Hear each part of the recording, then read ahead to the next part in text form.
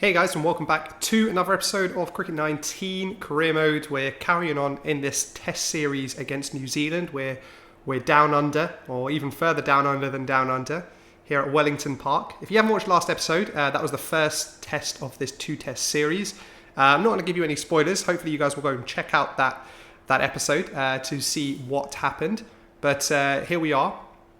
We are still batting at number 5. Obviously, we're an all-rounder for England, as we are in all formats of the game, and hopefully we can make a positive statement on the team. Obviously, we see a lot of players come in the test team, don't necessarily perform, and then kind of leave the team and find it hard to come back in.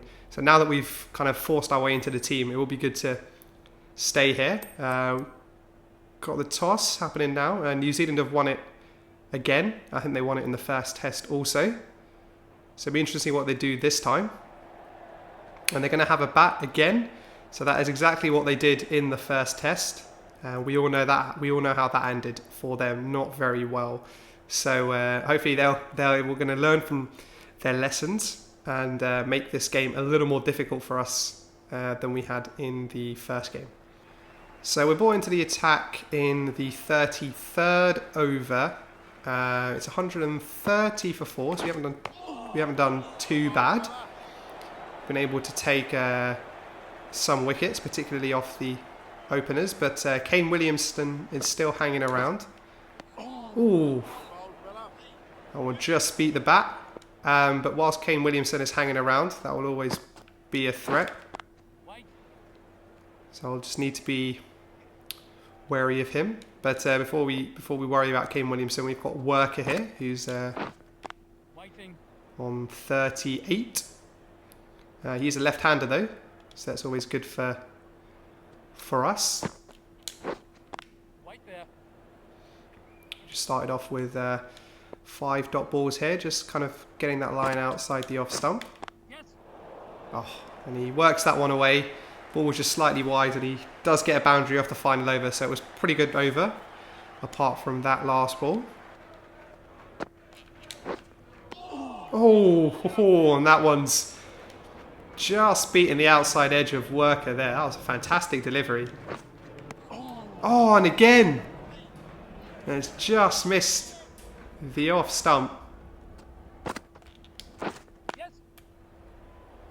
That time he was able to find the gap though, and they will probably get a 2. Oh, it's gone to smash that, and it's just gone past the fielder. Maybe he could have thrown out a dive or something, but I think that'll be Worker's half century.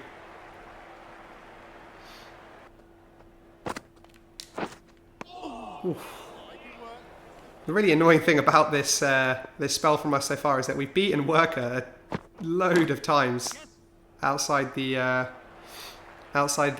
off stump, on the outside edge of his bat, but just haven't been able to get that edge or clip the wickets. And it's left me kind of frustrated. So we're continuing on here. No one's been able to take the wicket of Worker or Williamson. They seem to be making themselves very at home at the crease here. Oh, how's that? Did that straighten up enough? And it did. There we go. We do get the wicket. The ball was a little bit straighter, and obviously it was going to be straightening up. Interested to see whether they go on and review this. No, he doesn't. Worker doesn't bother. And it's a big wicket for us. They were building a pretty good partnership. So it was important there to get the wicket. And we get new batsman to bowl at as a result. Seifert. Oh, and he does work that one away. That was just slightly fuller from me that time, and he gets a boundary to get himself off the mark.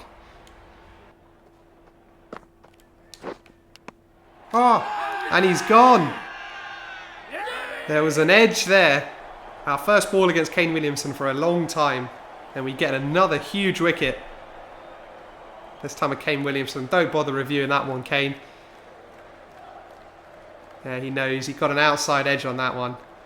Just trying to play the ball through the offside. And he's gone for 62. Oh, how did I not field that? That goes for a boundary. That's just poor fielding from me. It doesn't go to the boundary, fortunately. They do pick up a couple. So we reached T on day 1, and they are 217 for 8. We picked up 2 wickets so far.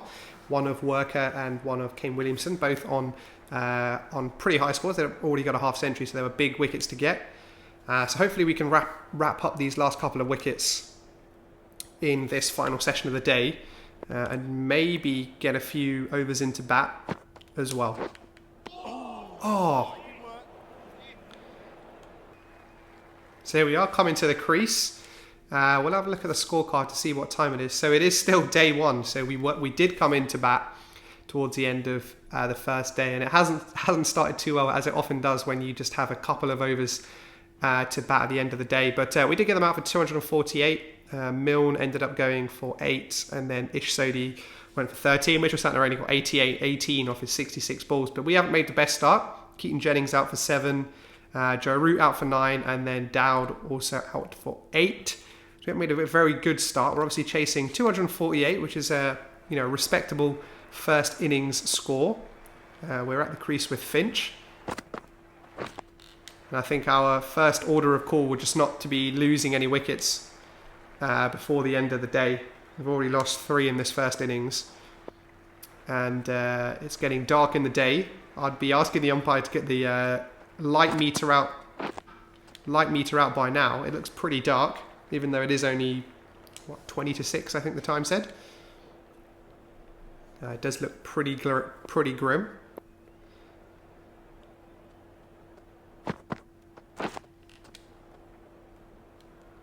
Trent Boult's bowling a pretty good line here, just kind of full and straight. With Trent Boult coming around, obviously being a left-hander. Oh, ball's going to be coming away from me. So when the ball's swinging away across like that, I can leave it. And it's going to be tough for the umpire to give LBW as well, unless it's very obviously swinging. So any ball there outside the off stump, I can kind of just leave, because I know it's not really going to trouble the stumps. Very full delivery from Sodhi that time. It's interesting, he has the field that, he did have the field previous delivery that I absolutely abused in the second innings of last game. Yep. And looks like we've hit another ball down there. This one might be a boundary, and it is. Just a bit too leg side there from Sodhi. We completely dominated him in the last game, in the second innings particularly. And it doesn't look like it's going to stop in this game. Just 3 left in the day now. Harry Finch is on 22, and I'm on 7. So we are just closing out these overs here. Yep. Again, not timed the best. We will pick up a couple for that one. And that looks like it is the end of the day. So we reached 67 for 3, chasing New Zealand's 248. So we'll just kick on here into day 2. And hopefully continue this partnership with Finch as we come through the grass and probably through this gate. That was a strange thing to see. But looks like they're starting off with spin. Yep. First thing. And we get our first runs of the day. Just a couple off an Sodhi delivery. We have lost Finch. Looks like Finch has gone probably at the end of that last Sodhi over. So we're joined by I think Sam Billings at the crease now. Funny story about Sam Billings. I once went to watch a England game. I can't remember who they are playing. I think they were playing India, and it was at the Oval, and in the seats behind me were, I think, Sam Billings' cousins. And maybe even his sister or something. I think he has a sister. Or it could just be his cousins. And got speaking to them and stuff, which was cool. Got to know them. And obviously they were out there supporting Sam, which was good to see. And so just a little story about Sam. I think at that point, this was a couple of years ago, he hadn't made his Test debut. I think he's played for England in a couple of formats, but I don't think he's played in the Test format. That one might even go to the boundary. It does. Wow, I didn't expect that. Just kind of pushed it around the corner, just hoping to get a single. But the ball, as you can see there, look how wide outside the leg stump it was. So there wasn't too much risk when you're playing a shot like that.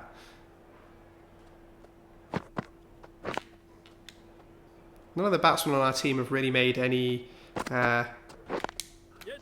decent score, so we will probably have to be the ones that first of all try and get ourselves a half century and then kind of push on from there. It'll be great if we can get a half century, because I think that would have made it 2 half centuries out of 3 innings. I think we were close to getting half century in the first innings of the first test, but we got out in a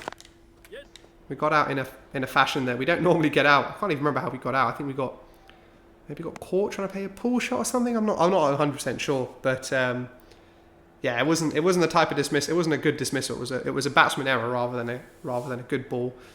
But we're facing Mitchell Santner here for the first time, or his first overs.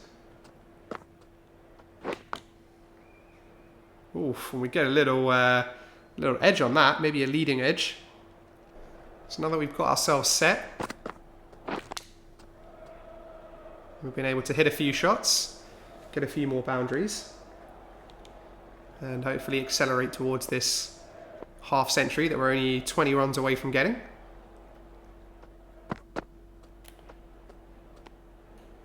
That was an in-swinging delivery, that type of Trent Bolt, but it was started way outside the off stump. So it was never really going to cause me too many problems. And that one's beautiful. I'm not going to run for that. That was just a fantastic shot. Just leant into it. And you just heard, when you hear that sound that it makes off the bat, you just know you don't need to run.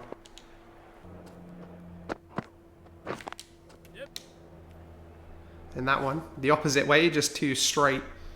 And when it's that straight, it's easy for me to just knock it around the corner. They're not really causing me too many problems here. They haven't really, I think throughout this whole series, maybe it's because I'm kind of new to the scene, they haven't figured out a way to bowl against me. But they haven't really bowled anything that's troubled me, and I've only got out because, in the second innings of the first game, I was just trying to hit every shot for a 4 or a 6 because we were only chasing down a very low score. And in the first innings, I kind of got out with a mistake of my own, so they haven't really figured out kind of a bowling attack against me. They've kind of just, Sodhi obviously in the first test just bowled way too leg side. I think any batsman would have punished him for that. But they haven't really bowled kind of consistently in a particular area to me, or anything like that. Just flick that one away.